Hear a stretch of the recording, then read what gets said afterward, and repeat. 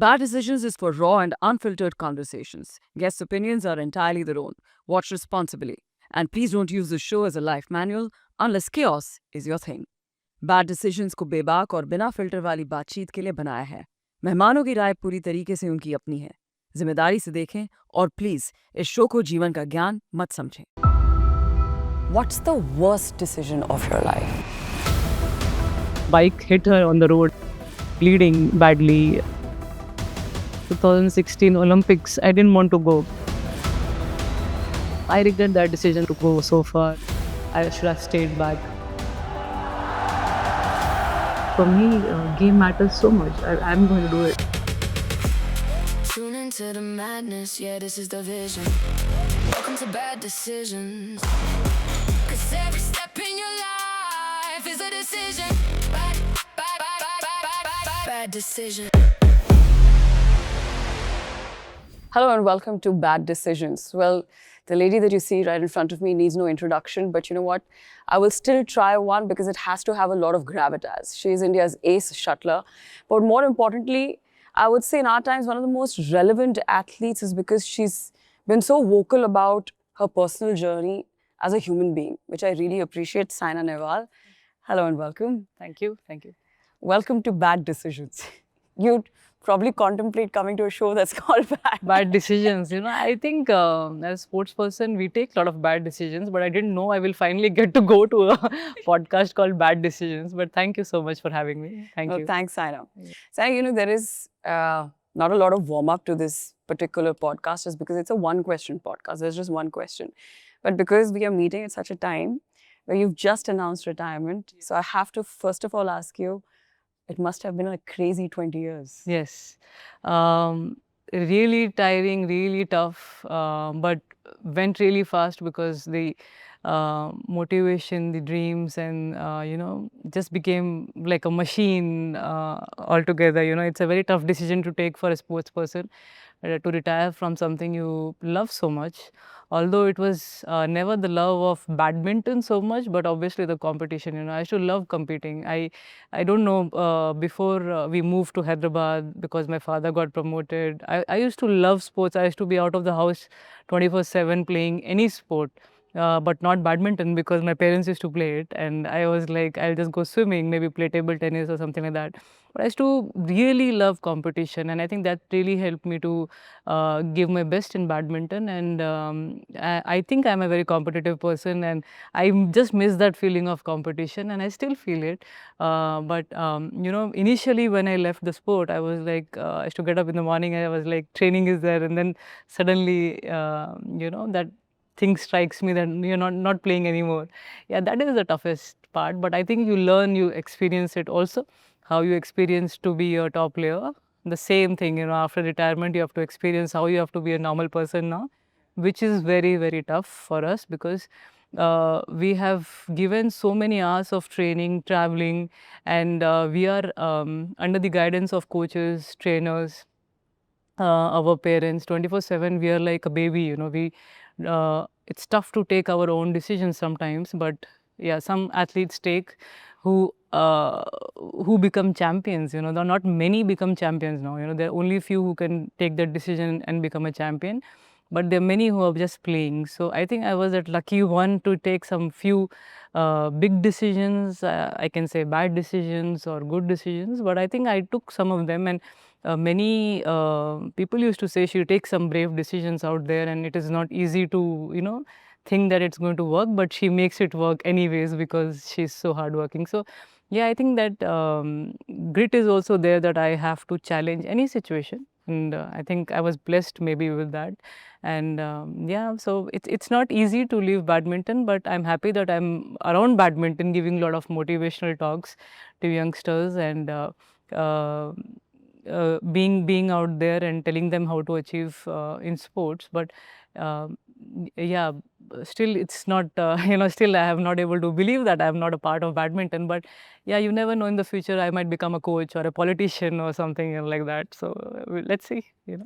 Sana, the fact that you're a champion, you've reached the highest level in sports, in badminton, it just means that the strike rate of you taking better decisions as compared to others is much higher. But still, We are all humans and we do make errors. So I'm coming to the main essence of this podcast. And there is only one question. So one question podcast. And the question is, what's the worst decision of your life? And it may have no regret. You may have no regret about it. And that's not the point. It could be that at that moment you thought, ki yaar, ye decision na thoda galat ho gaya. But later on you were like, oh my God, it worked out. For me, I think I have couple of regrets, which obviously I don't think about it much now, but at that point of time, maybe it would have mattered to do it right, I think. So the first one was when I was going to my first junior nationals in Guntur, 2003, and my mom was accompanying me, and she went out to take some stuff for me to take to the tournament. But you know what I heard after 5-10 minutes was some bike hit her on the road, and she was on the road bleeding badly. And me and me and my sister were running, and we were about to reach and meet my mom. But I think my father came at the right time and took her to the hospital, and I was just surprised looking at what has just happened in last 5-10 minutes. We were ready, we were packing our bags, and it was just like shocking thing to understand that suddenly she's bleeding so much that you never know she's going to come to tournament or no. What do I do? Should I go to the tournament? I spoke to the coach, and he was like, you speak to your father, speak to your sister, and see what to do. You have trained really hard, and I am with you in this tough moment. And I would like to thank Govardhan sir. He was also there. He came to home and was sitting with me. By then, my father was like, they met the doctor, and maybe the process was done. But then he called me and he was like, she got 8 stitches on her head. Oh my God. And obviously, as 13-year-old, I was like, Papa, what to do? Should I stay back? Should I go? Because I was crying. I was crying. My sister was crying. And but he was like, then he spoke to Govardhan sir, because obviously we will not be able to understand as much in that situation. But he spoke to my coach and he was like, you take her to tournament. I'll take care of her mom. And we're not sure what is going to happen. Is she going to live, or, we don't know. After 1-2 days, and obviously I was crying in the train. I was crying with Govardhan sir, and he was like, "Don't worry, everything will be all right." In 2 days, my father calls me up, and he's like, "She's fine. She's at home, and she's telling me that you play well." Because my mom was always like, Saina has to really do well. For me, she's an Olympic champion. She's the best player in the world, and she told that at the age of 9. And in fact, in that situation, also she's talking about that she should play well. I mean, imagine she's not even thinking about her stitches, and she's in that condition or unconsciousness, and she's just thinking about Saina should play well, should do well, should come back with good results. And I was like, okay, mommy, I do well. And obviously, Gopi sir was there to watch the match. Govardhan sir was there. Papa also came. By then, she was feeling little better. And she was very happy that I played my first junior nationals finals. Although I lost that match, but they were very happy that, at the age of 12, 13, she's doing so well. She's playing the finals of almost all the categories, 13 singles doubles, 16 singles doubles, 19 singles doubles. And but I hats off to my mom, thinking only about badminton. But when I came back to home and I was looking at her, she was in that She was a bad state. yes. And I was looking at her, I was crying, and I was like, "Mummy, are you okay?" And she was like, I'm completely fine. You come back with the medal." And she didn't show that kind of feeling also that she's in pain, or very supportive in that way. But yes, I think I feel bad about that decision, maybe that I went. But when I saw her happy, when I saw my father happy, I was so relaxed that they're happy, they're proud of me. I got back some, something, some result, some good result for them. It showed like that to me. But I think if that was now, I would have left the tournament for didn't nothing matters more than your parents, in that situation. But I think they were. That's why I keep respecting my mom so much. She's a housewife. She never cares about her condition. She's always giving. And I was like, how can you be so giving? You have to also sometimes say that, please be with me. And in front of the goal, she was like, no, nothing matters. You have to just focus on your goal. And for that, even if you have to sacrifice being at home for a few years, just do that. When I took the decision that I want to move to Bangalore to do well, I came down to world number 9 from world number 2, and I was like, I just want to go from here. I want to achieve the best. And at that moment also, Papa was like, just think once. You are going from Hyderabad to Bangalore, but you have been here for so many years. Can you take that decision of going there alone and with your mom and stay in a small academy room and leave all your things here and just Your family, your friends, your she doesn't have to worry about anything. Most of the time my seniors just used to say that don't work so hard. How can we beat Chinese and how can we beat all these top athletes? And I used to discuss it with my mom, and she used to be like, who is telling you all these things? And then obviously she used to come in between and talk to them and say like, you better talk to me, not to her, and just leave her alone because she's quietly doing her work.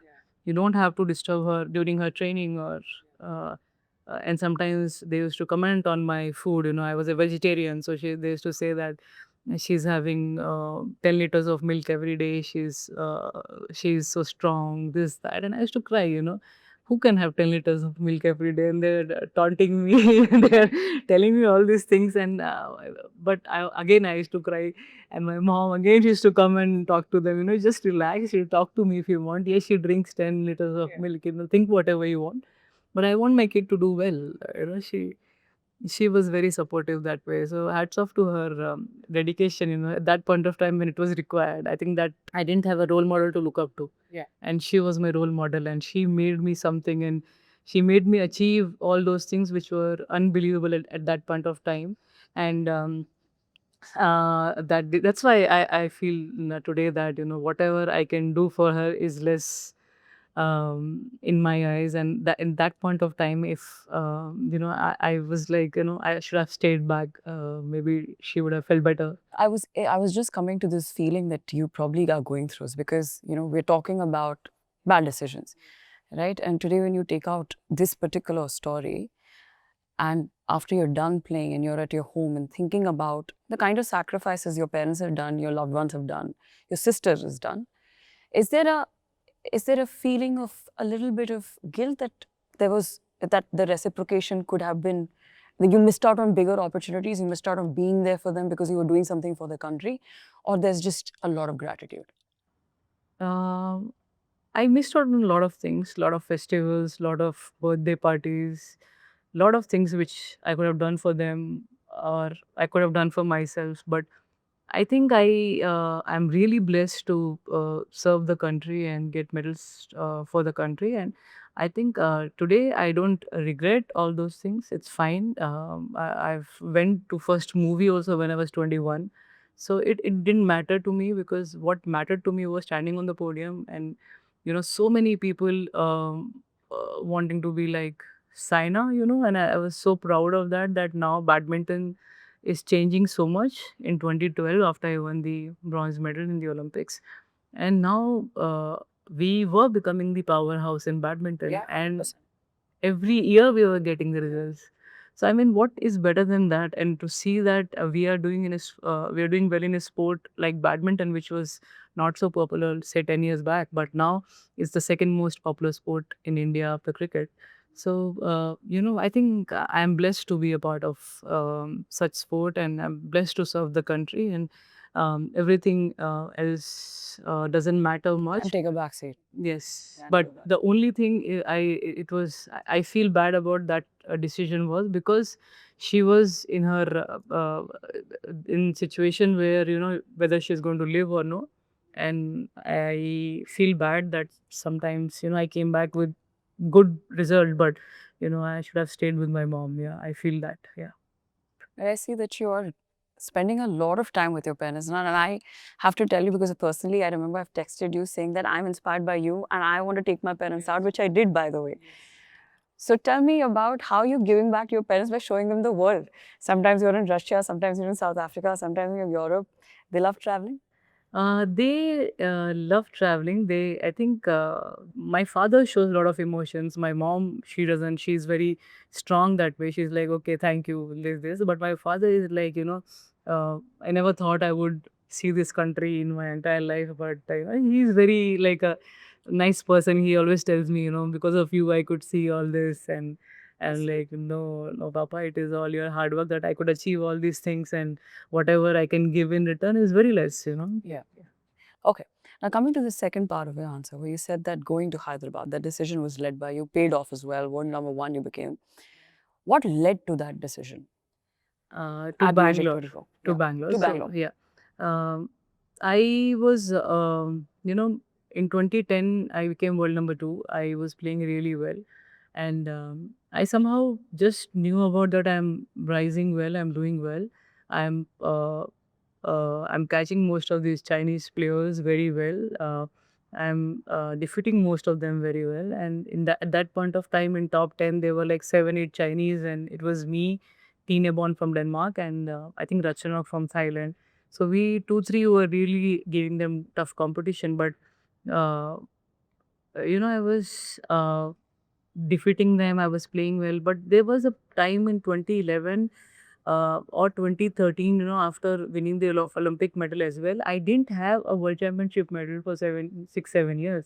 I think when I discussed with Gopi sir, he was also like, yes, we're working on it. Maybe just not showing. Maybe it will show next year, or you'll have to be patient, is what he said. But I think maybe as a young person, I was 23, 24, I didn't have that kind of patience. I was like, sir, I've lost 6, 7 quarterfinals, and I don't have the this thing of losing one more.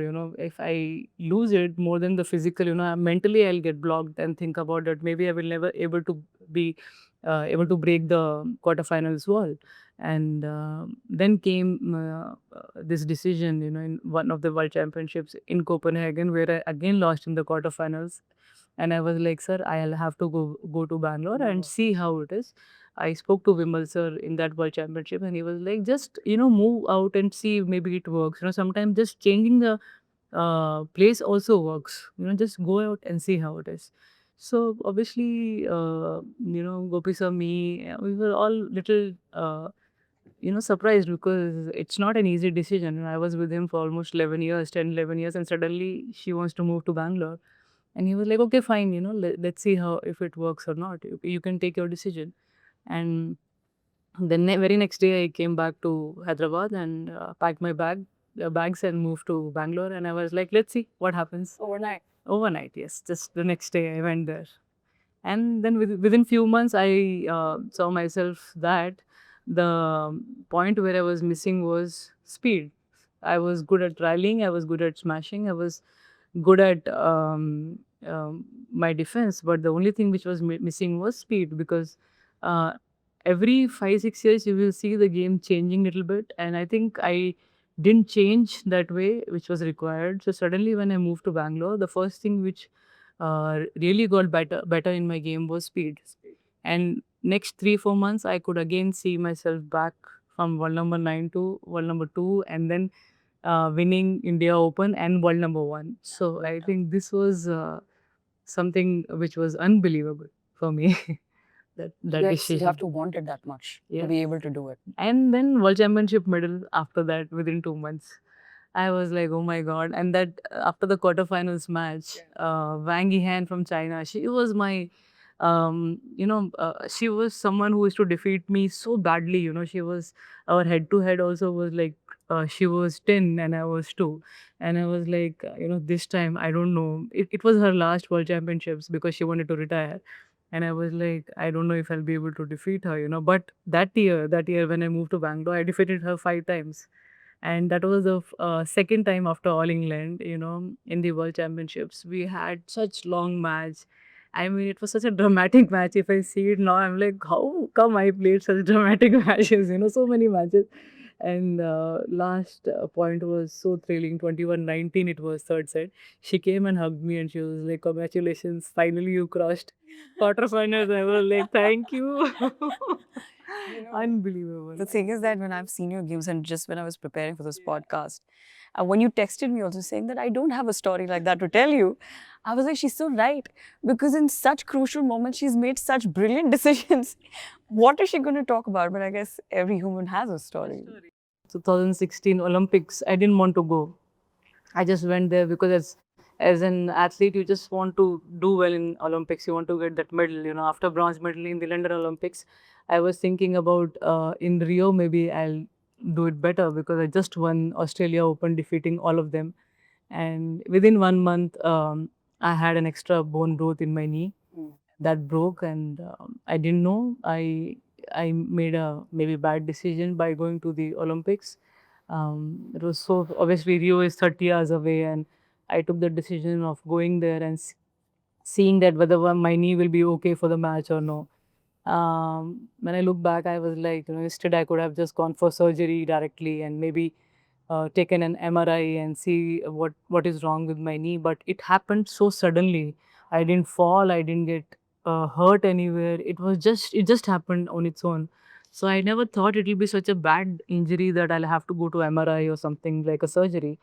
But I regret that decision also to go so far and come back within 2 days of the tournament and directly go to Mumbai to Dinshaw Padiwala sir and take that decision of whether should I wait and see or do surgery. And he was like, you should better do surgery because otherwise that extra bone will be in your knee, rotating here, there, and there, and it will give you some pain, which is not good from my side. So I will just say that better we do the surgery. And hats off to you to play in that situation. I would have cried, he said, and I was like, what? And he was like, yes, you players are like, sometimes you just want to play that you forget how bad the pain is. It's And madness. yes. Sheer madness. So here's the question, Sana. If you had the golden opportunity to change one decision you made, which one would that be? Maybe after that 2010 back-to-back 3 Super Series win, I was doing 4 weeks non-stop shoots and ads because I suddenly became world number 2 and I won 3 Super Series back-to-back. And people were expecting me on this news channel, that news channel, and then this magazine, that magazine, lot of shoots and all that. And I did that for 3-4 weeks. I was like, yes, I'm playing well, I'm defeating all of them. What will happen in 3-4 weeks? I have another 3 weeks for World Championships. I think I just regret this because somewhere Gopi sir and my parents were telling me, slow it down. Yeah, it's getting too much. You have tournament in next 4-5 weeks, which is a big one, World Championships, and you have played very well. You're in a good condition. Continue that and try and maintain that so that you can adjust both the things. But you are not doing it. You are just continuously. I know people are calling you and they're asking you to do a lot of different shoots, but try and make it work it in a way that you are able to practice as well, right? So I was like, no sir, it's fine. In it'll be okay. 3 weeks is enough for me for training. But then when I came back after 4 weeks and started training, I could see the difference that my stamina levels went down. I was not as sharp as I was 4 weeks back. And in a way, obviously it was required to make the game popular and, to see myself a little popular after such big tournaments. But suddenly, I realized 3 weeks is not enough. And in that World Championships, I lost to Wang Xixian, who just came in. 2010, she came in and she defeated me very badly in that tournament. And I was like, maybe I could have just continued practicing so hard and done the shoots maybe on Saturdays or on a day where it was off or something like that. But 4 weeks non-stop of just not being on the court and that decision, being a 20-year-old, just taking your decisions, doing everything for 4 weeks. And obviously Gopi sir was like, I told you, it's not going to work out. But people learn by themselves. They make mistake and they learn.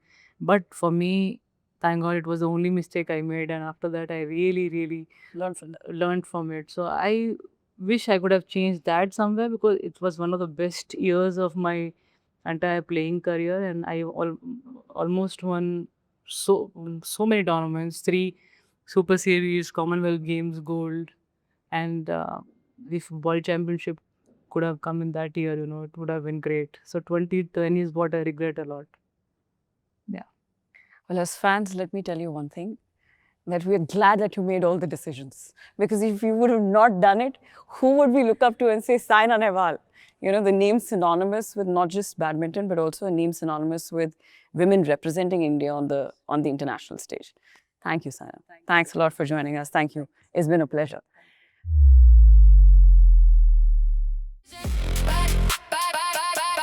Bad decision.